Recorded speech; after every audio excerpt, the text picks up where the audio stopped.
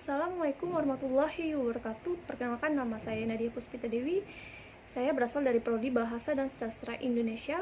Di sini saya akan menjelaskan tentang hakikat semantik dan sejarah semantik.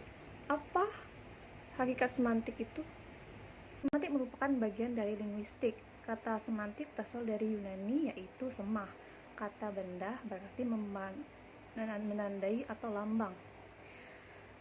Kata kerjanya adalah semaino, yang berarti melambangkan. Kemudian semantik disepakati sebagai istilah dalam yang digunakan dalam bidang linguistik untuk mempelajari hubungan antara tanda-tanda linguistik intralingual dan sesuatu yang ditandai ekstralingual. Istilah semantik dalam sejarah linguistik ada pula digunakan dalam istilah lain seperti semioka, semiologi, semasiologi, sememik, dan semik, untuk merujuk pada bidang studi yang mempelajari makna atau arti dari suatu tanda atau lambang. Semantik memegang peranan penting dalam berkomunikasi, ya karena bahasa yang digunakan dalam berkomunikasi adalah menyampaikan suatu makna. Contohnya, seorang menyampaikan ide kepada lawan bicaranya. Ada manfaat semantik mempelajari sangat tergantung dari bidang kita geluti sehari-hari seorang wartawan.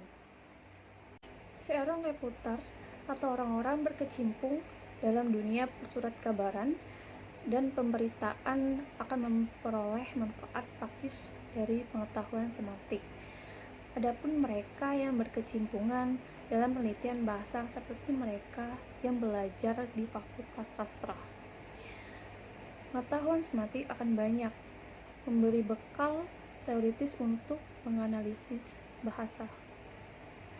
Lalu, apakah semantik juga memiliki peran penting bagi masyarakat awam?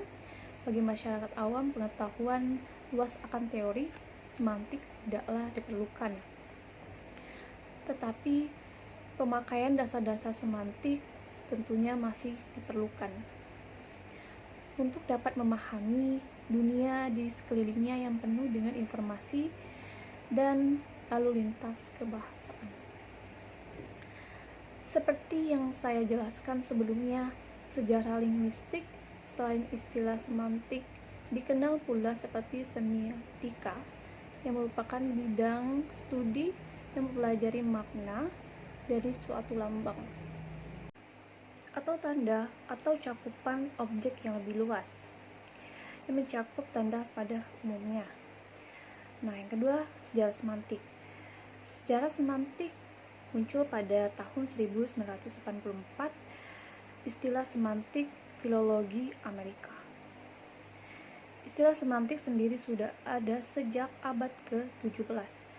Semantik sebagai subdisiplin linguistik muncul pada abad ke-19. Pada abad inilah para ahli bahasa mulai berminat tentang perubahan makna masalah. Makna ini pun menjadi sebagian dasar oleh para ahli linguistik. Pada pertengahan abad ke-20, bidang semantik mendapat perhatian khusus berkemunculan golongan linguistik. Transformasi golongan ini beranggapan bahwa makna adalah salah satu aspek yang penting dalam bahasa. Salah satu aspek yang penting dalam bahasa ini sama pentingnya dengan kajian terhadap struktur bahasa. Perkembangan semantik dapat dibagi 3 masa pertumbuhan. Nah, apa saja 3 masa pertumbuhan itu? Masa pertama, masa ini meliputi setengah abad. Masa ini disebut Uliman sebagai underground period. Masa ini dimulai dengan pertanyaan-pertanyaan Plato, yakni bunyi-bunyi bahasa secara implisit mengandung makna. Menurut Aristoteles, kata adalah satuan kecil mengandung makna, yaitu makna yang hadir dari kata itu sendiri. Selanjutnya ada masa kedua. Pada masa ini, perkembangan kedua ini, semantik ini dikenal sebagai ilmu historis, yaitu adanya pandangan historical semantik. Ini ditandai dengan munculnya klasik Brill pada tahun 1883.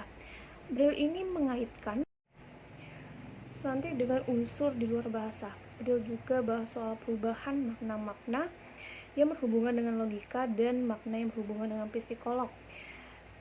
Selanjutnya ada masa ketiga. Filologi ini melakukan kajian makna secara empiris. Dalam kajian ini semantik dinyatakan dengan tegas sebagai ilmu makna. Masa ketiga ini ada beberapa pandangan tersebut. Antara lain yang pertama, pandangan historis mulai ditinggalkan. Yang kedua, perhatian terhadap struktur kosakata mulai ditinggalkan. Yang ketiga, semantik mulai dipengaruhi oleh stilistika. Yang keempat, studi semantik terarah pada masa tertentu. Yang kelima, hubungan antar bahasa dan pikiran mulai dipelajari. Yang keenam, semantik. Itu saja yang saya bisa sampaikan. Terima kasih.